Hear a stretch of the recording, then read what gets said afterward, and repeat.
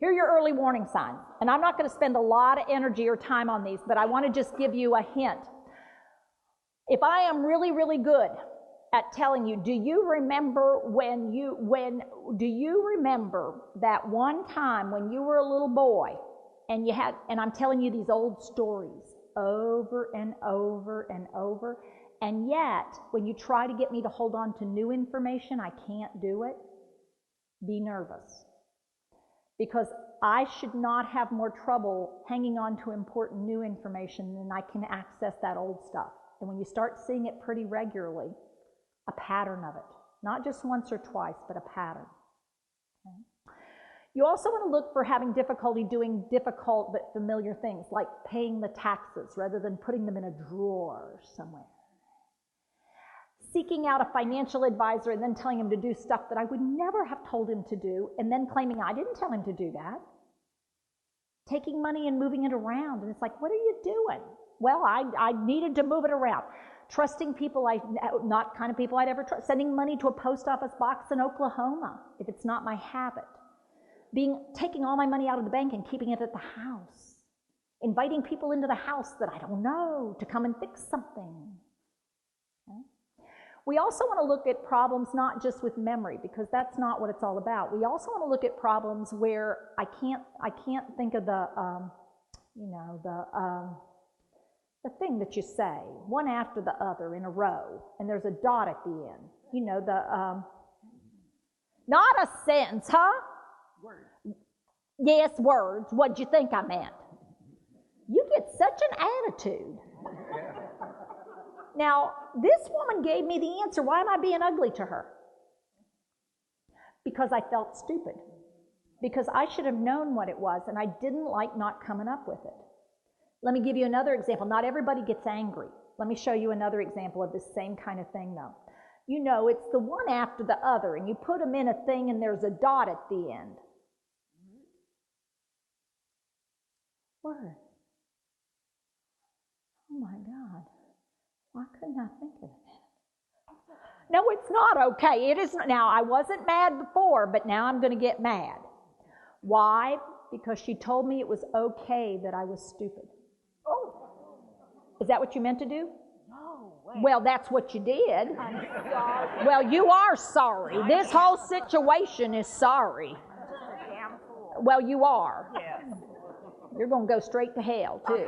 That'll be okay. Now, this is where it feels like, and I'm going to be honest with you, sometimes as a care partner, it feels like no matter what you do, you're not right.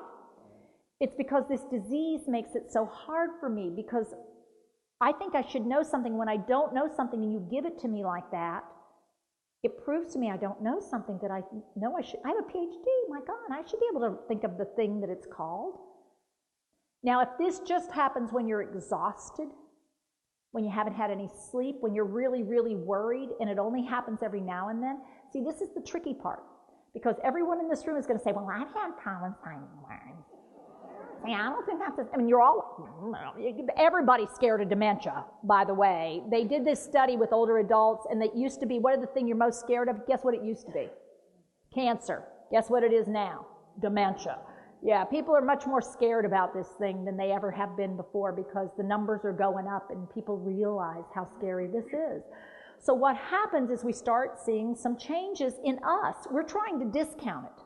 So one of the most common things, somebody says something like, I'm a little concerned. I can't seem to find the things that I want to say sometimes. The things that you want to say to people. Now notice how I used vague terms to describe the thing. The fattles that go one after the other, the fattles. The fattles. Fattles. Do you speak English? No. Well, shit. Now, these are all kinds of behaviors that just sort of as you're seeing them, you're thinking, God, what's going on here? And yet on other times, I'm perfectly fine. I could come up with words that aren't real words. It's called word salad. On the other hand, I might just speak vaguely. On the other hand, I might quit talking. It's real easy for us to sort of think, well, all people do that. Not to this, and you want to think of me. Who am I? What have I done? And if it's not consistent with me, you don't lose your speaking skills. with normal aging. You are a little bit more of who you've been, but it doesn't change dramatically. Your verbal linguistics stay the same. You're a little slower, but it's still the same. You have the same vocabulary. You actually have more vocabulary than you've ever had before. But it takes you longer to go find the words. So if people rush you, you will still hear anybody normal aging, could you slow down just a minute? I'm going to tell you. That's normal between generations. It's also very normal for husband and wives to get on each other about this. Because I'll start, I was going to tell you that so-and-so came by yesterday. Yes, and he stopped and he said he was going to fix it. Can I tell the story or are you going to tell it? This is where sometimes you got to sort of sort out what's normal interactive behavior between people and what feels different. But after you've been around it for a while, you'll start to pick up on it if you're listening and paying attention. Another one is getting confused about place or time. So this is that getting lost driving business. This is getting on the interstate and getting turned around and not being able to think of which exit I'm looking for. It can also be getting lost in my life for a moment. So in a moment, I'm looking for the house I grew up in, not the current house. And so now I get to a place and it's like, God, how did I get here?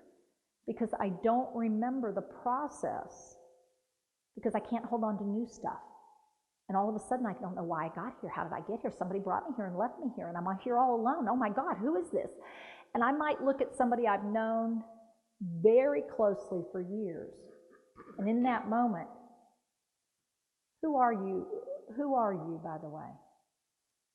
And you're my wife. You're my husband. Because in that moment, I'm thinking I'm 22 in that moment, and I am looking for the person in the wedding picture. And so what happens is I look at you and you scare me because it's like, oh my God, what are you doing in my house? Who are you?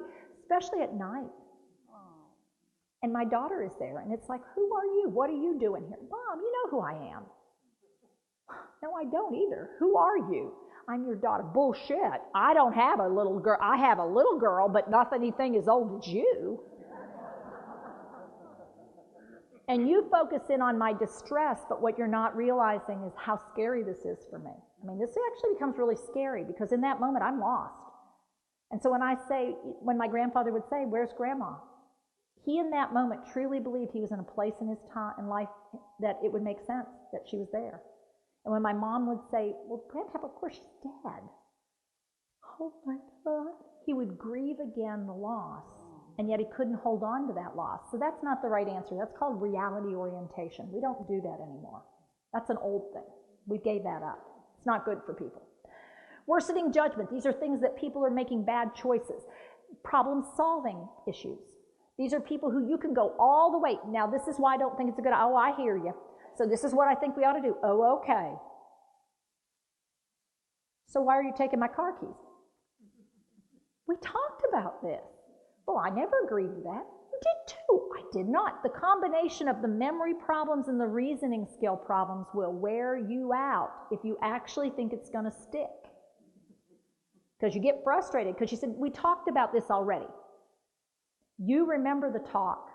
I don't. You've got to give up the idea that I hold on to things all the time because I can't.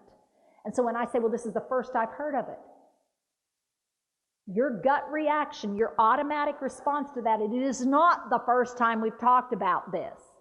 You got to quit, stop, back up.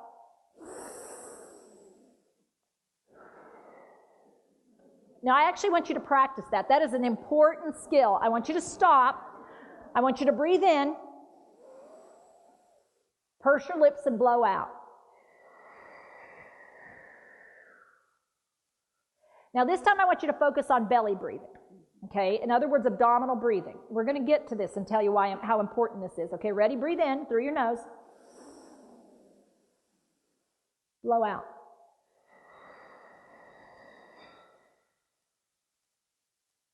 One more time. Breathe in. Blow it out.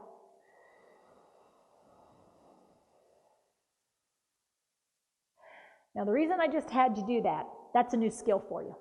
It's called breathing.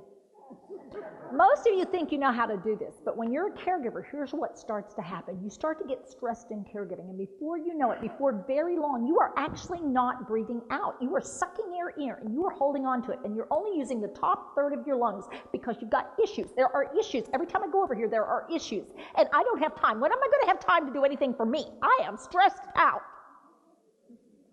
Let me tell you something. I can't put... And what you don't realize is you're not breathing. You're sucking air in, but you never let it go. And letting it go is an incredibly important skill, both in how you deal with things, but also in just simple breathing. So they did a study. They did a study of people who are caring for people who have dementia. And they looked at them, and they compared them to people who were not caring for people who had dementia. And guess what they found out? These people, oh, that's a signal. It means we've almost been about 45 minutes already. Okay? Let me check in. Have you learned anything yet about dementia that you didn't know? Some of you, yes, some of you not. How about some new skills? Well, you're learning one right now, and are you having some fun? Okay, well, good. Okay, well, then we're coming along. We'll see what we can do with the rest of this period of time. All right, so they did this study, and what they did is they compared people with dementia who were caregiving for people with dementia and people who were not. And what they found is people who were caregiving for people with dementia had cortisol levels, negative stress hormone, that's 50% higher than the normal person. Now, cortisol is a negative stress hormone. It's not good to have in your system for long periods of time. It's really a good thing to have if you're being chased by a tiger and you want to get away from them really quickly. But if you're not doing that, you don't really want to have high cortisol levels, because high cortisol levels increases fat distribution in your organs and around your middle. It makes it very difficult for you to see the big picture. It actually causes your vision to go like this. It keeps your brain from working really well in decision-making tasks. You cannot make good decisions when your cortisol level, because it's a panic. It's sort of got to make you got to do something. You got to move. You're not able to see the big picture and sort of make good decisions and choices based on information out there, because you can't handle all that. It also raises your blood pressure, your heart rate, and your blood sugar. Therefore, people who are caregiving for people with dementia are more at risk for developing dementia themselves. Oh yeah, that's not good. We don't need more people with dementia. There's plenty. So here's what we want to do. They did a study and they said, okay, well, you guys are super stressed. Guess what caregivers said? Oh, good. Something else I'm not doing right. Great. Well, what am I supposed to do about that? I don't have time to get done what I need to do. How am I supposed to deal with stress in addition to that? And so they said, okay, well, we need to make this simple. Let's have them breathe. So they actually did. They had them stop 5 times a day and take 3 deep cleansing breaths. And they actually gave them a kitchen timer to put on their belt. Because guess what happens to caregivers if you don't give them a timer to remember to take care of themselves? They won't. You people don't take care of yourselves. You say, oh yeah, I'll get to that sometime. But you don't. So 5 times a day they would stop and they would do those 3 deep cleansing breaths. And after 6 months, they remeasured their cortisol level. It was back to normal levels. What does that mean about you as a caregiver? You are carrying an incredible burden around, and you don't even realize you're not even breathing well. You are going into situations, and I'll tell you how you walk in the house for the person. Hey, Dad, how are we doing today? You going to be ready to take a shower? Okay, let's not fight, Daddy. You're filthy. This is going to go real well, I can tell you. Just don't go there. But this is where, but notice what I wasn't doing. I'm not breathing. And unfortunately, guess who picks up his cues from me? Daddy. And so now Daddy's getting more and more tense and more upset. What is it you want to do? And before you know it, you two are going at it again without even realizing how you got there. Okay? We've got to change our behavior so their behavior will change. But it's only going to happen if we're the ones who change first. We've got to be willing to make that shift. So breathing regularly, really, really important. So when you can think of nothing else to do, step back.